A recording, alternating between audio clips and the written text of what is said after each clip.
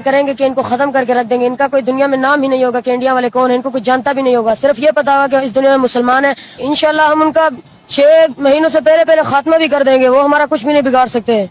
आप तैयार है गजवा हिंद के लिए? इंशाल्लाह। आप बताओ बेटा। जी हम भी तैयार हैं, जैसे भाई ने कहा है इसी तरह हमारा भी यही इरादा।